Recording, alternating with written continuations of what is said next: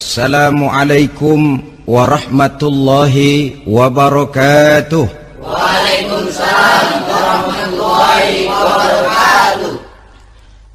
Alhamdulillah wassalatu wassalamu ala sayyidina Rasulillah sayyidina wa maulana Muhammad ibn Abdullah wa ala alihi wa sahbihi wa mawalah. La haula wa la quwwata illa billah, amma ba'du. Bapak-bapak, ibu-ibu, saudara-saudara kaum muslimin rahimakumullah. Sudah menjadi keyakinan dalam kehidupan kita bahwa segala yang ada permulaannya tentu akan ada penghabisannya. Setiap yang punya awal mesti akan punya akhir. Tidak ada keabadian dalam kehidupan dunia ini. Semuanya datang dan pergi silih berganti, berubah oleh pergeseran masa dan pertukaran waktu. Demikianlah kalau kita mau merenungi kehidupan dari alam di sekitar kita. Sejak dari kehidupan tumbuh-tumbuhan, binatang, sampai kepada kehidupan kita, makhluk bernama manusia. Lihatlah kita manusia misalnya. Dimulai sejak kita terlahir ke alam ini, keluar dari alam rahim ibu, menjadi bayi yang merah tidak berdaya, untuk kemudian berangsur meningkat menjadi anak-anak. Dari kehidupan anak-anak berubah lagi kita menjadi remaja dengan segala keceriaan dan kelincahannya, dan dari masa remaja naik lagi kita memasuki usia dewasa, untuk kemudian berangsur memasuki hari tua.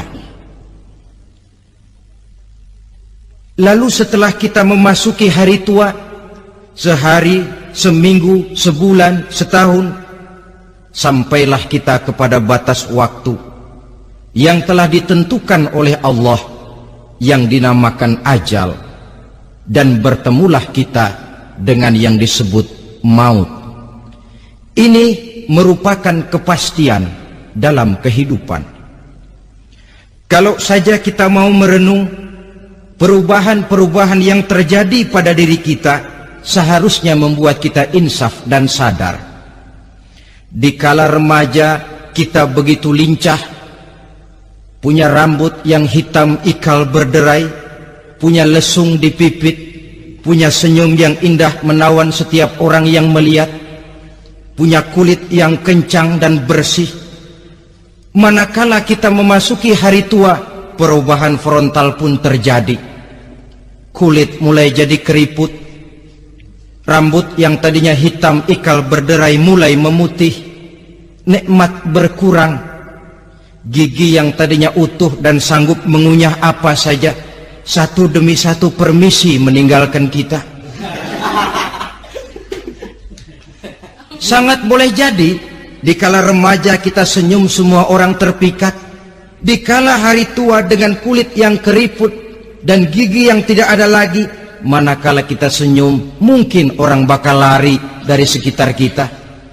Kemana keindahan yang tadinya begitu menawan? Kemana senyum lesung pipit yang tadinya menarik perhatian orang? Pergi meninggalkan kita, berubah oleh pergeseran masa dan pertukaran waktu. Nah, bila maut datang menjemput kita, selesailah kehidupan sampai di situ? Ternyata belum. Kalau lahir merupakan perpindahan hidup dari alam rahim ke alam dunia, maka mati hakikatnya merupakan perpindahan hidup dari alam dunia ini ke alam kehidupan yang berikutnya, yang dinamakan dengan alam barzah. Andai kata hidup cuma sekali, secara moral kita sanggup berkata, alangkah tidak adilnya Tuhan. Kenapa? Dalam kehidupan ini kan aneka ragam terjadi. Ada orang yang zolim, ada orang yang dizolimi. Ada orang yang membunuh, ada orang yang terbunuh. Ada orang yang kaya, ada orang yang miskin. Ada orang yang jujur, ada orang yang menghalalkan segala cara. Sehingga banyak ketidakadilan yang terlepas daripada pengadilan dunia. Lalu orang pun bilang, di dunia ini katanya banyak pengadilan tapi sulit keadilan. Di dunia ini mudah mencari pengadilan tapi sulit untuk mencari ketidakadilan. Andai kata hidup cuma sekali, tidak akan ada hidup sesudah hidup yang sekarang ini. Bagaimanakah nasib mereka yang lepas dari pengadilan dunia ini? Alangkah tidak adilnya Allah, andai kata tidak ada kehidupan sesudah hidup yang sekarang. Tentulah akan terjadi di mana orang menghalalkan segala macam cara untuk mencapai tujuan. Yang penting kan saya kaya, yang penting kan saya punya jabatan dan kedudukan tinggi. Kalau perlu jilat atas, jilat atas. Kalau perlu sikut kiri kanan, sikut kiri kanan. Kalau perlu injak bawah, injak yang bawah. Ini prinsip daripada orang-orang komunis, dan pantas karena mereka tidak percaya kepada kiamat. Pantas karena mereka tidak percaya akan adanya kehidupan sesudah hidup yang sekarang ini. Maka saya menghimbau kepada seluruhnya, kita sudah kadung menyepakati negara ini berdasarkan Pancasila. Kita sudah kadung konsensus bahwa PKI dengan seluruh ajarannya tidak punya hak hidup di bumi Pancasila yang kita cintai ini. Maka salah satu ajaran PKI tujuan menghalalkan cara. Kita orang Indonesia yang berbudi pekerti luhur, yang punya nilai budaya tinggi, janganlah sampai mencaci PKI, membubarkan PKI, mengutuhkan PKI, tapi dalam kehidupan sehari-hari prakteknya prinsip komunis kita pakai. Apa itu? Tujuan menghalalkan cara. Asal sudah tujuan tercapai, cara apapun saja halal. Itu pandangan hidup orang yang tidak percaya kepada adanya hari akhirat. Sebagai muslim yang yakin akhirat ada, kiamat pasti akan datang. Hidup tidak cuma sekali. Maka kalau kita zalim, kalau kita berbuat aniaya, kalau kita melakukan korupsi, kalau kita merugikan orang lain, boleh jadi kita terlepas daripada pengadilan dunia. Tapi ingatlah, kita tidak akan pernah lepas dari pengadilan Allah, pengadilan Qadhi Rabbul Jalil, di mana kita akan diadili dengan seadil-adilnya, dan tidak satu perbuatan yang bersifat salah, yang bagaimanapun kecilnya, yang akan lepas dari pengadilan di akhirat itu nanti. Pantas saja kalau satu hari malaikat Jibril datang menasihati Rasulullah sallallahu alaihi wasallam, yang artinya juga menasihati kita semua. Apa kata malaikat Jibril kepada baginda Nabi? Ya Muhammad, ish ma syi'ta fa innaka mayyitun. Hai Muhammad, hiduplah semau kamu, tapi jangan lupa kamu pasti akan mati. Kalau memang dilarang tidak terlarang, dicegah tidak tercegah, kamu mau melaksanakan hidup menurut maumu sendiri, persilahkan, hiduplah menurut mau dan gayamu.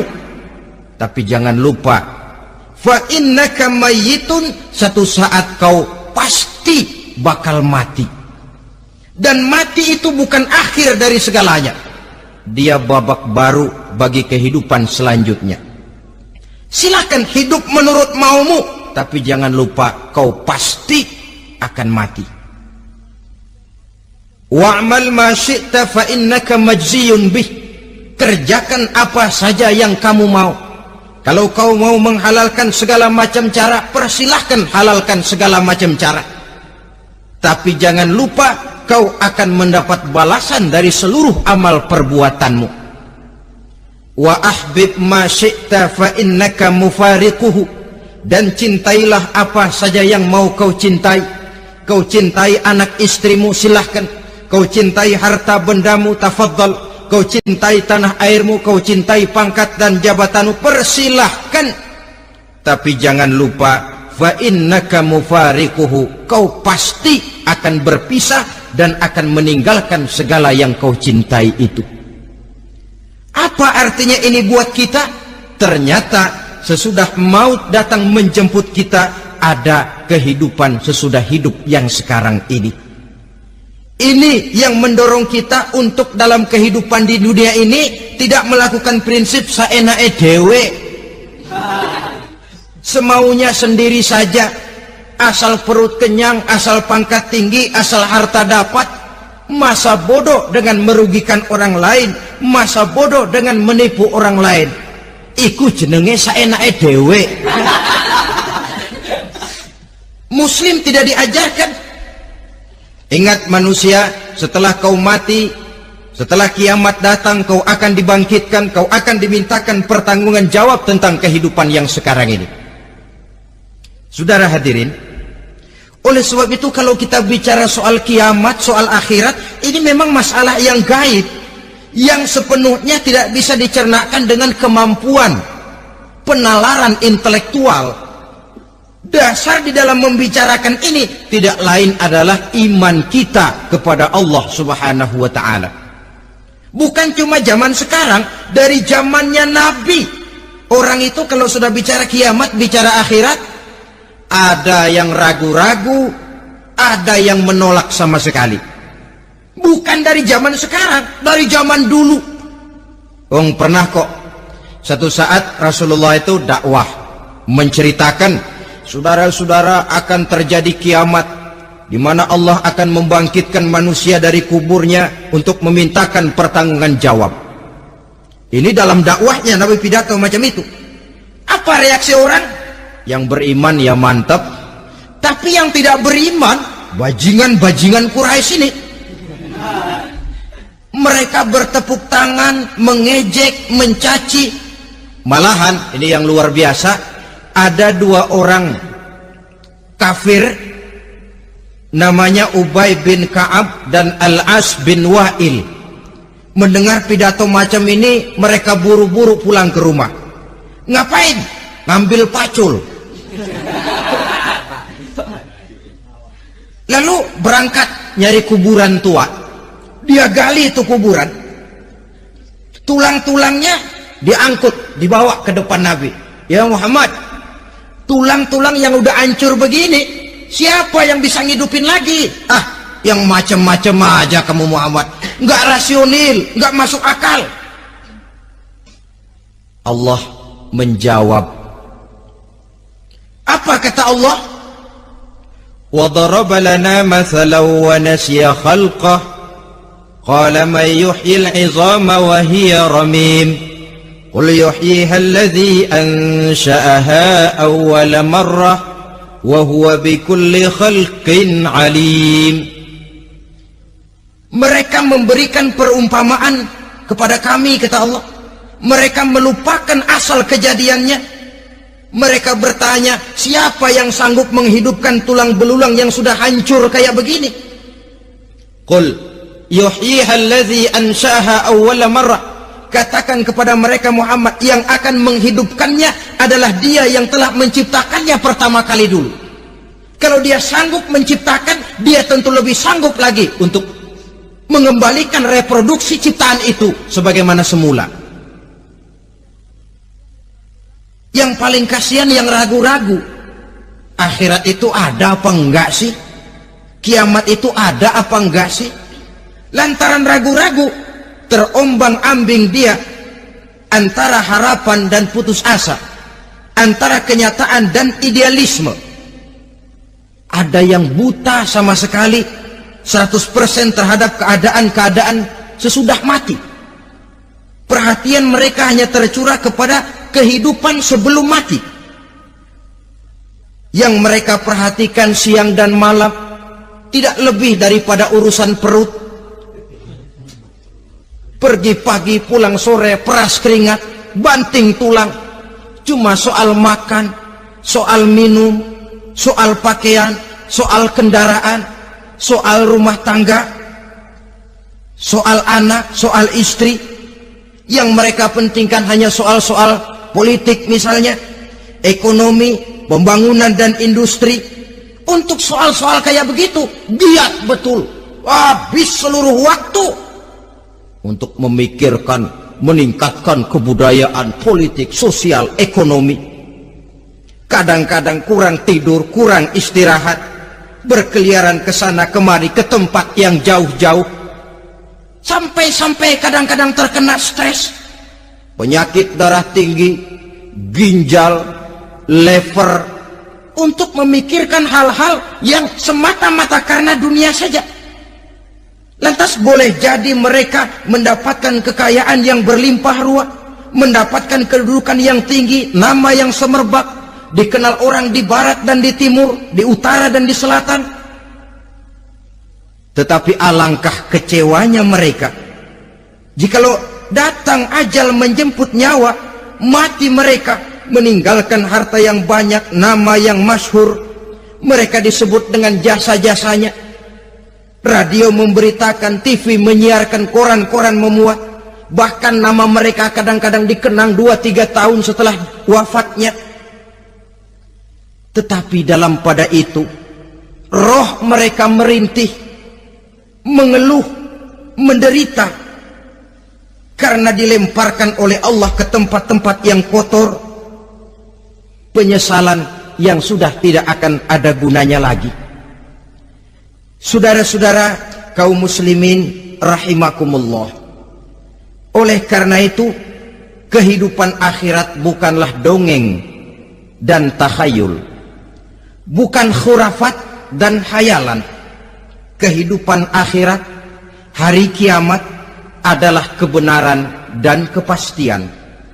Dalam surah Al-Hajj ayat ke-7, Allah Subhanahu wa taala menyatakan, wa anna as-sa'ata atiyatun la raiba fiha wa anna Allah yab'atsu man fil qubur, dan bahwasanya kiamat itu sesungguhnya adalah sesuatu yang pasti dan tidak ada keraguan-raguan lagi di dalamnya, dan bahwasanya Allah sungguh-sungguh akan membangkitkan manusia dari kuburnya masing-masing.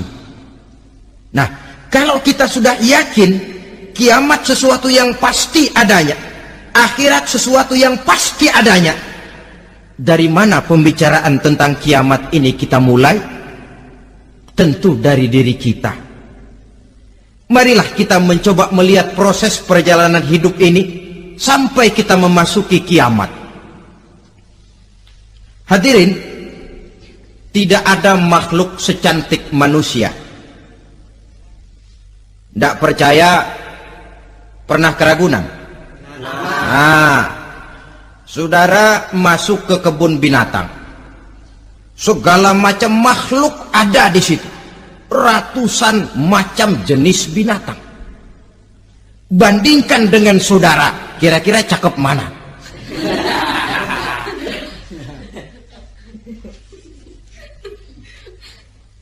Dari seluruh makhluk yang diciptakan Allah itu, manusia fi ahsani taqwim, dalam bentuk yang paling sempurna, sejak susunan biologis sampai kemampuan berpikir. Biologis kita ya Allah, diciptakan kita begini rupa, diberikan 2 kaki untuk berjalan, 2 tangan untuk bekerja, diberikan 2 mata, dua-duanya di depan. Pernah saudara mikir kalau mata kita yang satu di depan, yang satu di belakang? Ah, rasanya nggak laku kacamata itu.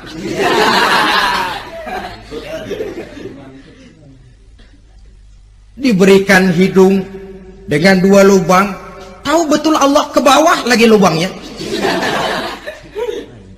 Coba pikir kalau lubang hidung kita menghadap ke atas, aduh, kalau musim hujan repot jagain hidung.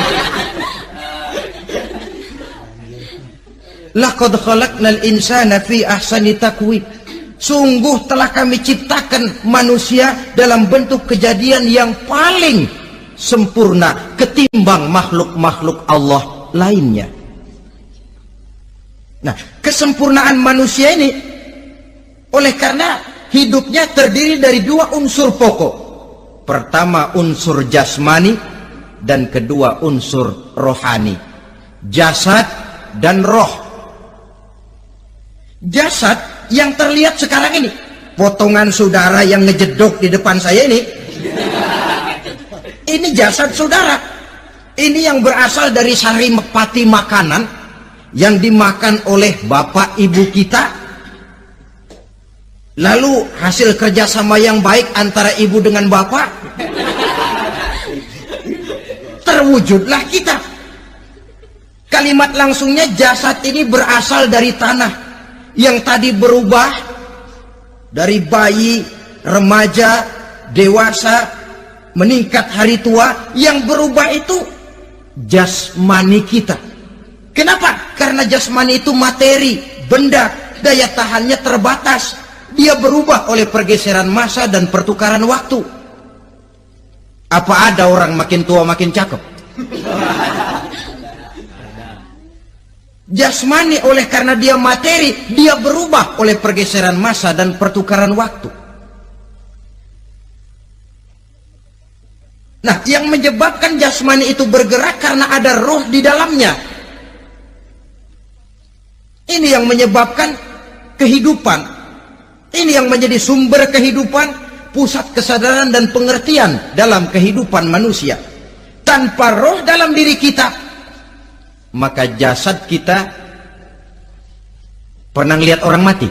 Nah, itu kalau orang mati, coba perhatikan.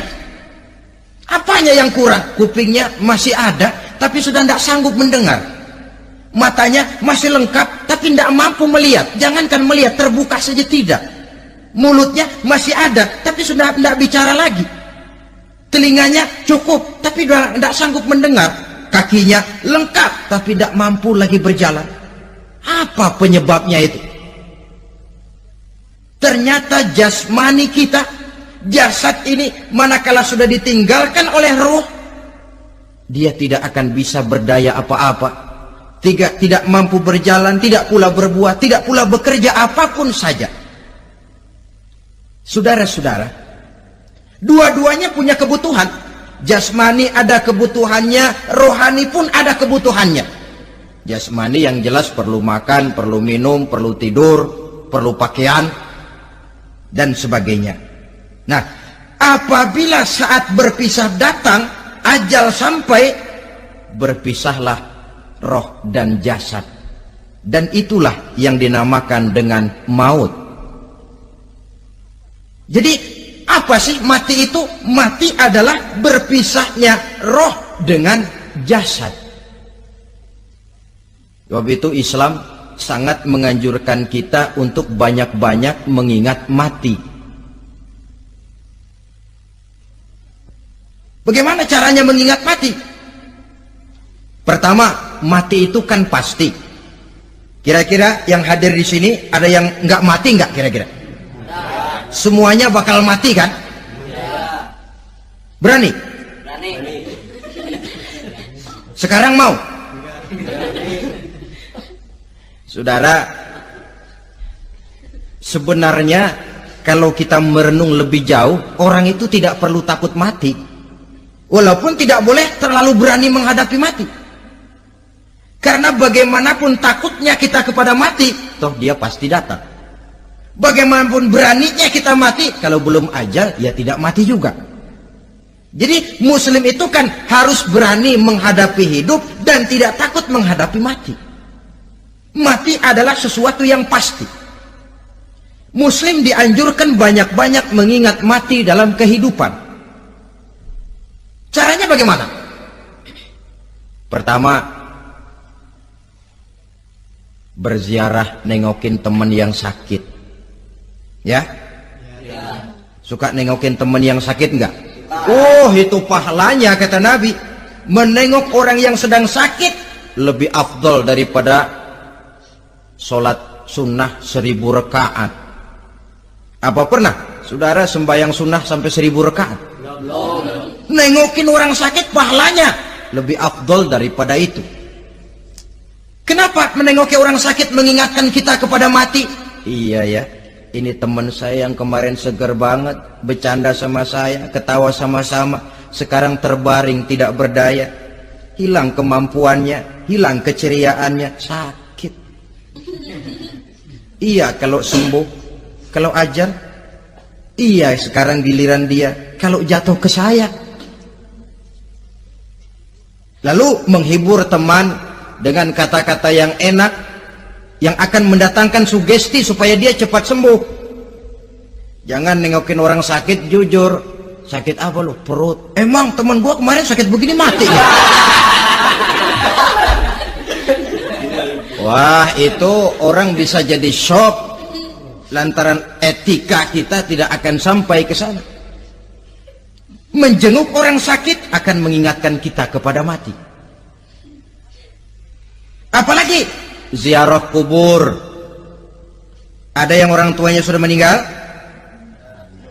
Nah, kalau ada, ya tidak bisa tiap hari, sekurang-kurangnya seminggu sekali.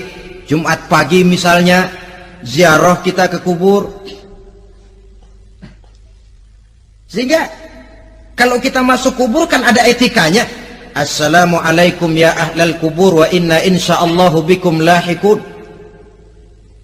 Hai penduduk kubur, keselamatan bagi kamu dan kami yang masih hidup sekarang ini insyaallah pasti bakal nyusul kamu. Iya, yang kemarin gagah benar sekarang terbaring tanpa daya. Ini unggukan kuburannya. Yang kemarin ada sekarang sudah tidak ada. Kemana dia? Kami satu saat pasti akan begini. Ingat mati. Lalu apalagi yang bisa membuat kita ingat kepada mati? Mengawal jenazah. Bukankah sangat dianjurkan oleh agama? Bahkan kalau bisa sejak mengurusnya, memandikannya, mengkafankannya, menyolatkannya untuk kemudian mengantarnya ke kubur. Hari ini saya antar dia ke kubur, besok boleh jadi saya yang diantar orang. Hari ini saya solatkan dia, besok boleh jadi saya yang disolatkan orang. Hari ini saya masukkan dia ke liang lahat, besok mungkin giliran saya dimasukkan orang ke liang lahat. Ingat mati, tumbuh kesadaran.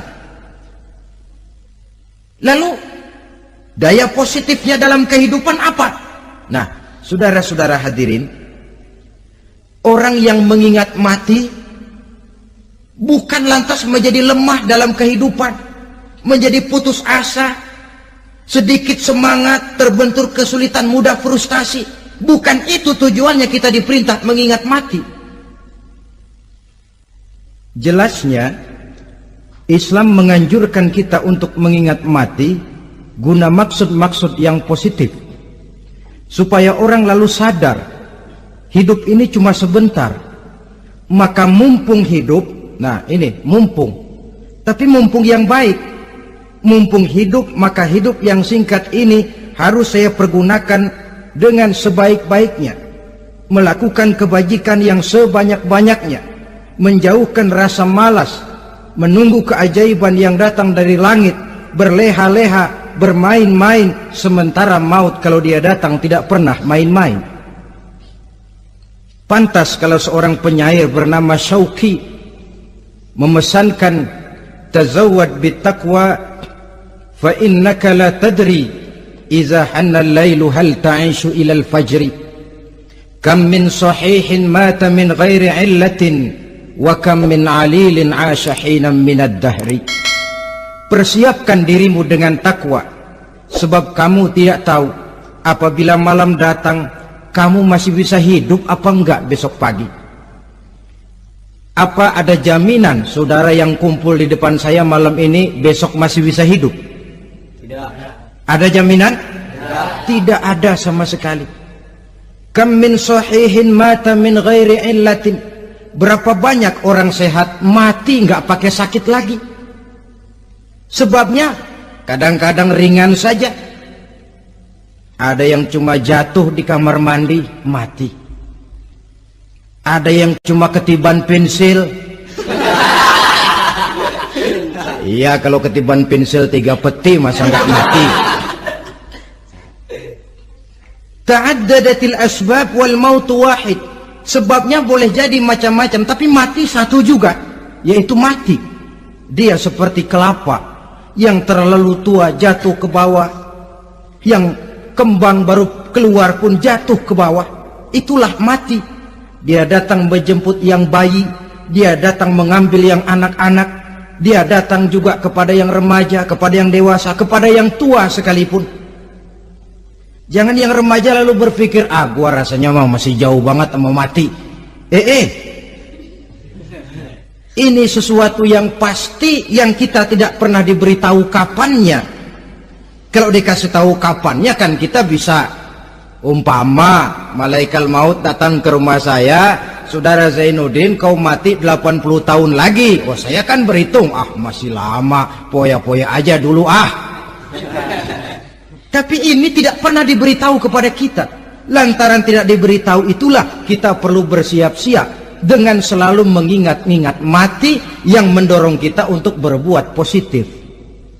Satu contoh peringatan mati yang mendatangkan positif pada peristiwa ketika turun perintah hijrah.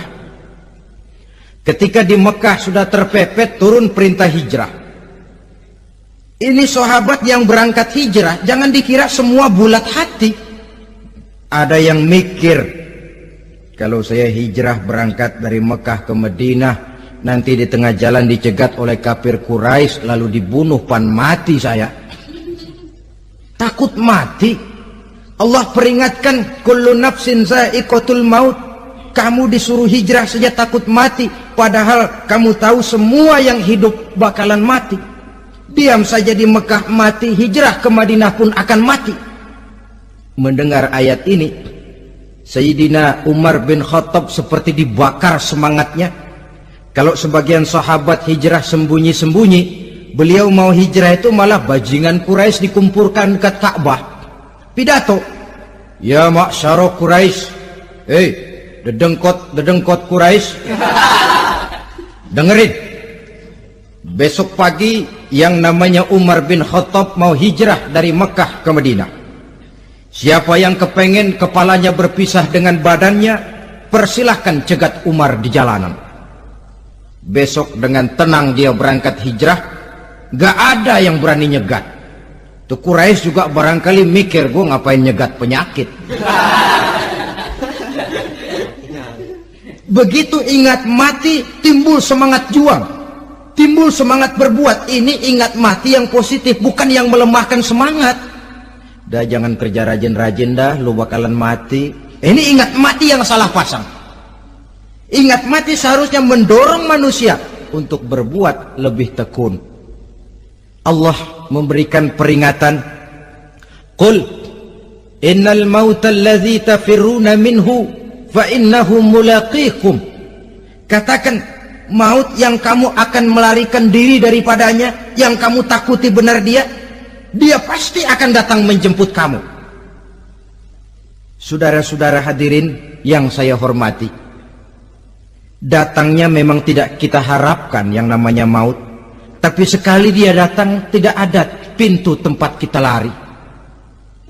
Dia memang tidak pernah kita undang, tapi sekali dia datang mengetok pintu, kekuatan apa yang bisa menolak?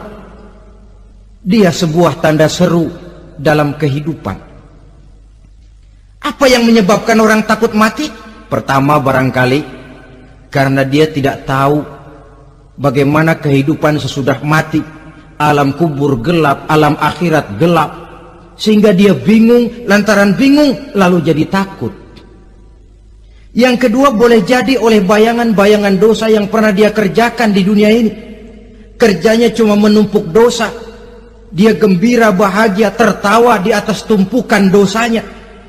Merasa segan berpisah dengan seluruh kehidupan ini, sehingga boleh jadi maut adalah sesuatu yang ditakutkannya benar dalam kehidupan. Tapi bagaimanapun takutnya, tidak ada tempat lari dari dia. Dalam ayat lain Allah jelaskan, ainama takunu yudrikumul mautu walau kuntum fi burujim musayyadah. Di mana saja kamu berada, dalam benteng yang paling tangguh sekalipun, maut pasti akan datang menjemput kamu. Nah, bagaimana caranya maut datang menjemput kita?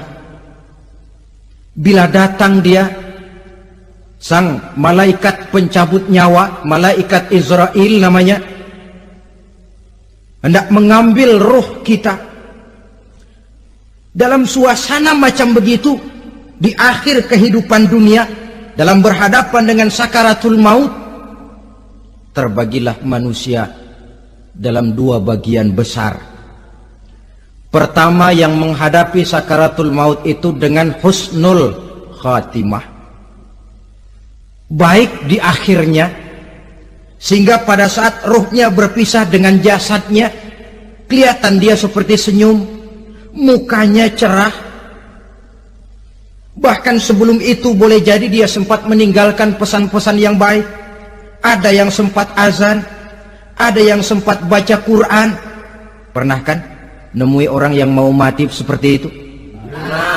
Yang sempat azan, yang sempat baca Quran, yang sempat meninggalkan wasiat-wasiat yang baik. Sebab apa? Malaikat maut datang menjemput mereka juga dengan baik-baik. Dicabut ruhnya perlahan-lahan, tapi sungguh pun perlahan-lahan. Pedihnya, sakitnya tetap tiada tara. Rasulullah Sallallahu Alaihi Wasallam, dikala beliau hendak berhadapan dengan sakaratul maut, diceritakan mencelupkan tangannya ke dalam gelas berisi air, lalu mengusapkannya ke muka beliau seraya berdoa, "Ya Allah, mudahkan saya dalam menghadapi sekarat ini." Beliau juga yang mengatakan bahwa sakitnya sakaratul maut sama dengan 300 kali bacokan pedang.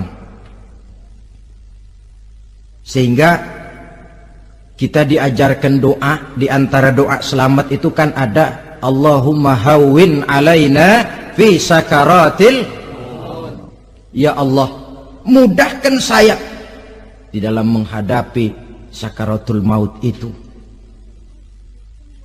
Ketika ruh ini keluar dari jasad, mata masih mengikuti ruh itu. Sehingga kadang-kadang ada yang matanya terbelalak dan tidak sempat ditutup, terbuka terus, mengikuti ruh itu keluar dari jasadnya. Adapun golongan kedua, manusia yang ketika berhadapan dengan sakaratul maut mendapatkan su'ul khatimah, jelek di penghabisannya. Sekaratnya sudah setengah mati, lalu jelek juga di akhirnya, mati dalam keadaan yang tidak baik, tidak terpuji.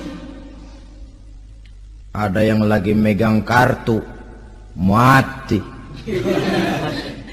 Ada yang lagi di tempat ngadu ayam, mati. Ada yang lagi di tempat pelacuran, mati. Ada yang lagi megang botol minuman keras, mati. Nih barangkali malaikat maut gemes banget nariknya, lu bajingan, lu tarik terus kan. Mati su'ul khatimah. Makanya bagus itu. Kadang-kadang di majelis-majelis taklim kan sering dibaca, ya Allah biha, ya Allah biha, ya Allah bihusnil khatimah. Kan ada itu? Ada enggak? Saudara hadirin, mohon agar oleh Allah kita diberikan husnul khatimah, baik di saat ruh akan berpisah dengan jasad. Ini sesuatu yang pasti. Sang malaikat maut datang menjemput nyawa. Setelah ruh berpisah dari badan, maka tinggallah sang badan, ditangisi oleh semua yang kita tinggalkan. Sehingga kepada putrinya Fatimah, ketika malaikat maut datang hendak menjemput baginda Nabi, beliau berkata kepada anaknya, Fatimah, kamu tahu siapa yang datang? Saya tidak tahu, Bapak. Yang datang hadimul lazat, itu dia yang menghancurkan seluruh kesenangan dunia. Wa qati'u syahwat, yang memisahkan kita dengan seluruh yang kita cintai. Dia malaikat maut, Pak. Manakala jasad sudah ditinggalkan oleh ruh, itulah yang dikerubungi orang. Anak menangis, istri menangis, orang tua bersedih, teman-teman merasa kehilangan, menangisi jasad.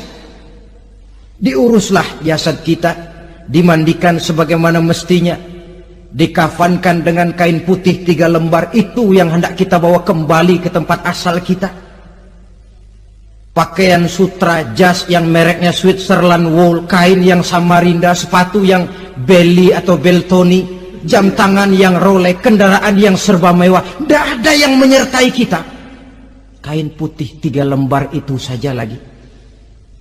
Demi setelah dikafankan, dibujurkan kita menghadap ke arah kiblat, orang banyak pun datang menyolatkan kita dengan 4 takbir, diiringi dengan doa. Lalu upacara pelepasan, berangkat kita meninggalkan anak, istri, suami, kampung halaman, tanah air, bahkan alam dunia ini. Selamat tinggal alam dan seluruh isinya. Tinggallah yang tinggal. Saya akan kembali ke tempat asal dari mana saya datang, untuk kembali mempertanggungjawabkan seluruh perbuatan saya dalam kehidupan ini. Manakala upacara pelepasan selesailah sudah, dimasukkan kita ke keranda jenazah, digotong orang, bismillah wa ala millati rasulillah, dibawa ke tempat peristirahatan terakhir katanya. Padahal dulu kalau mau kita istirahat, ke villa lah kita, ke Bali lah kita, ke Hong Kong lah kita, ke tempat-tempat tamasya yang indah. Oh, rupanya akan sampai juga perjalanan menuju tempat peristirahatan terakhir, yang luasnya tidak akan lebih dari 2 kali 1 meter. Diusung orang kita, diantarkan orang banyak. Manakala sampai ke atas liang lahat, pengusung jenazah dibuka, diturunkan kita ke liang lahat, dibaringkan. Gumpalan tanah akan jadi bantal kita, muka dibuka, dihadapkan ke arah kiblat. Setelah itu ditutup liang lahat kita dengan kayu. Masih belum kurang, diuruk dengan tanah. Yang menguruk orang-orang yang tadinya mencintai kita, menyayangi kita. Tapi ketika jasad sudah ditinggalkan ruh, habis rupanya cintanya. Coba jasad kalau sudah ditinggalkan ruh, 3 hari aja di rumah, serem. Ya mayit, siapa yang betah nemenin mayit? Lalu bila upacara pemakaman selesai, maka berusahalah semuanya. Para pengantar akan kembali ke rumahnya masing-masing. Maka masuk kita ke alam kehidupan, yaitu yang disebut alam barzakh atau alam kubur. Apa selesai hidup sampai di situ? Tidak. Hanya beberapa langkah setelah yang mengantar kita pulang. Diriwayatkan dalam hadis Bukhari dan Muslim, bila seseorang sudah diletakkan di kuburnya, lalu yang mengantar kembali pulang, maka roh si mayit akan dapat mendengar bunyi terompah orang yang pulang itu. Bunyi terompahnya terdengar. Datang 2 malaikat menanyakan dia dengan pertanyaan-pertanyaan yang kalau bisa dijawab dengan betul, 2 malaikat yang bernama Munkar Nakir akan bilang, jawabanmu betul, tenanglah kau di sini, naumatal arus, tidurlah kau di sini seperti tidurnya pengantin. Orang yang baik-baik di alam kuburnya akan mendapat nikmat kubur, sehingga masa penantian yang lama. Sebab jangan lupa, kita masuk ke kubur itu kan menunggu sampai datangnya hari kiamat. Jadi kalau kiamat umpama masih 1000 tahun lagi, ya 1000 tahun kita menunggu. Orang yang baik-baik penantian di alam kubur, kata malaikat, naumatal arus, tidurlah kamu seperti tidurnya pengantin. Bagaimana sih tidurnya pengantin? Nggak berasa. Iya, kata anak sekarang, endah aja udah. Begitu mendusin pagi, kata lakinya, malam sebentar bener ya Neng. Sebentar betul katanya malam. Iya tentu saja tidak terasa. Kenapa? Dia tidak pernah memikirkan waktu. terbawa oleh kenikmatan dan kelezatan yang dirasakannya dalam kehidupan. Tapi orang kafir, orang yang dosanya bertumpuk, tidak sanggup menjawab pertanyaan dua orang malaikat, maka dia akan mendapat azab di alam kuburnya terus menerus siang dan malam sampai datangnya hari kiamat.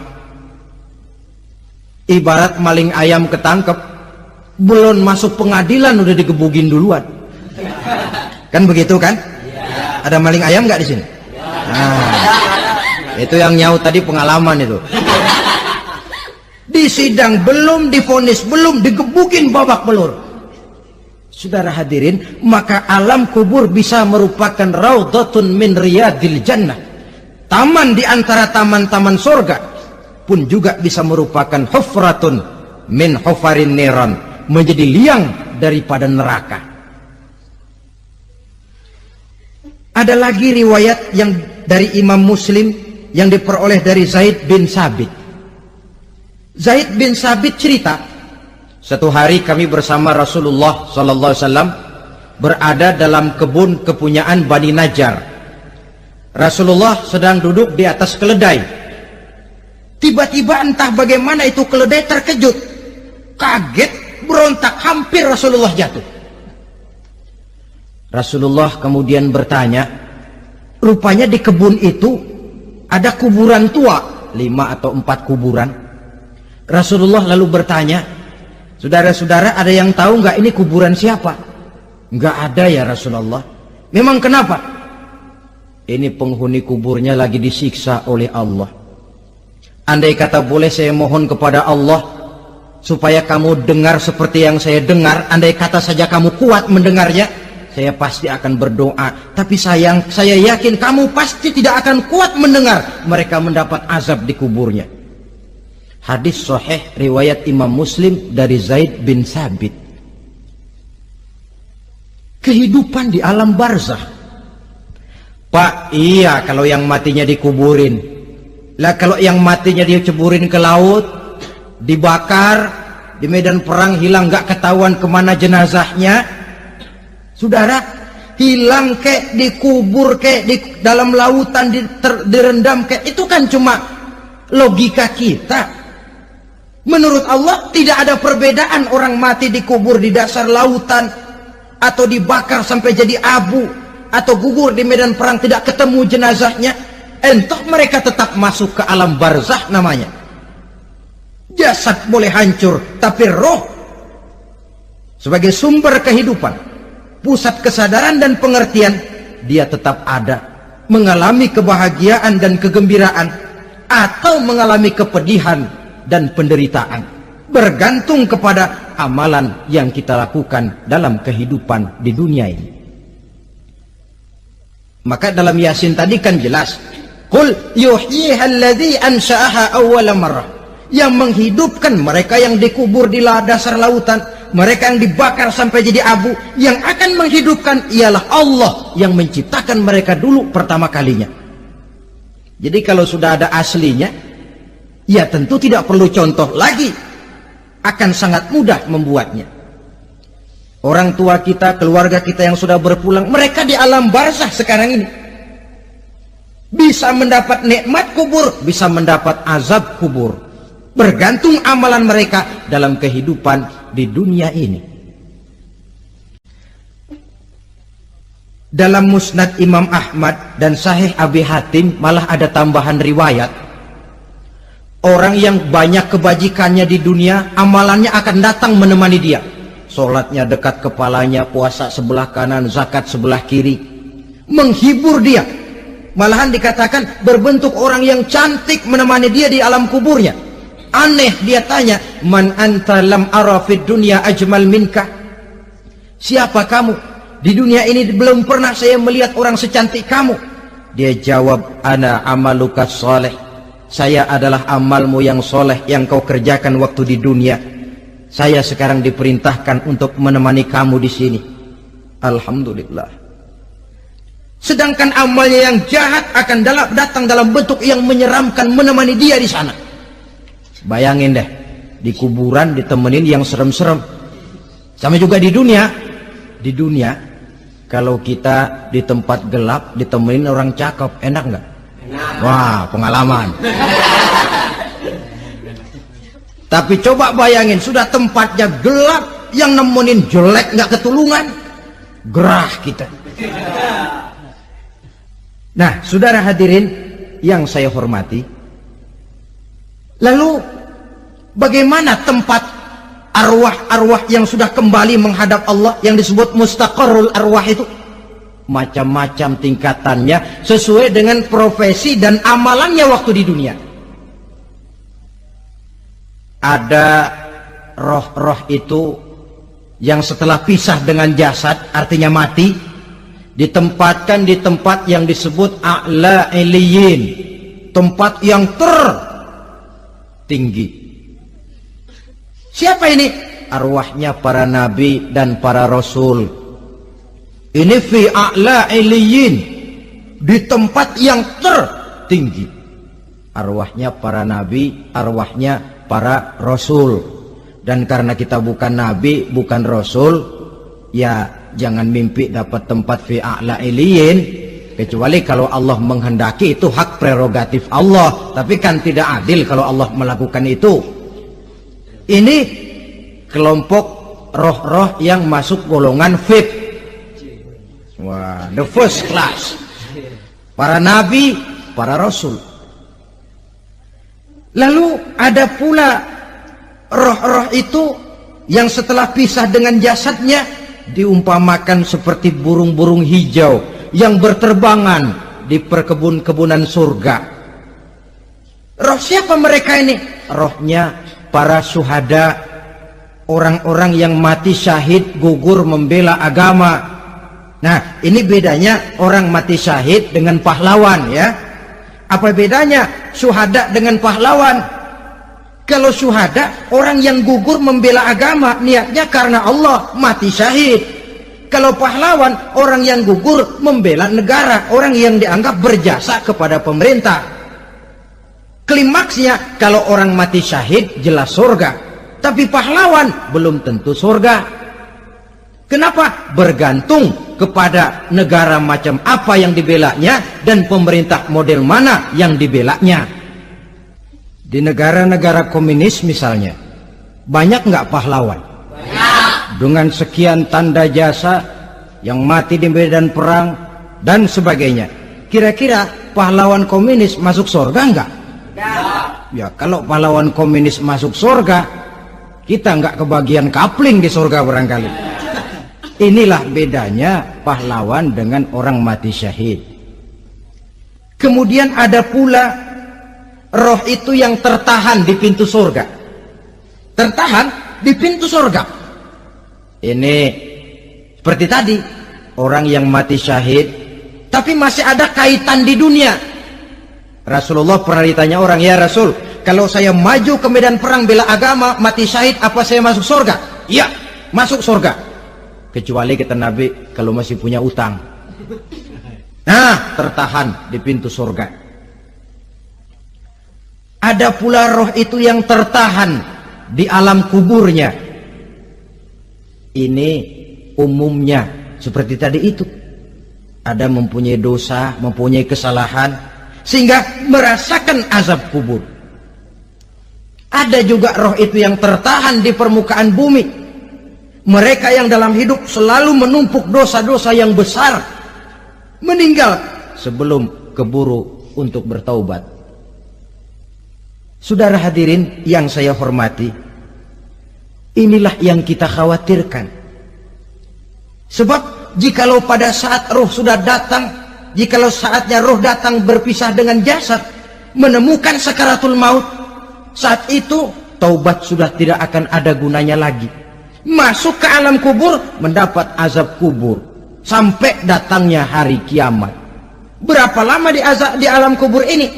Menunggulah kita sampai datang saatnya kiamat. Nah, saudara-saudara, apa tanda-tanda hari kiamat? Kapan dia akan datang? Bagaimana hal ihwal manusia pada saat terjadi kiamat? Bagaimana alam ini? Bagaimana perhitungan di padang mahsyar? Insya Allah akan saya ungkapkan pada bagian kedua dari ceramah ini.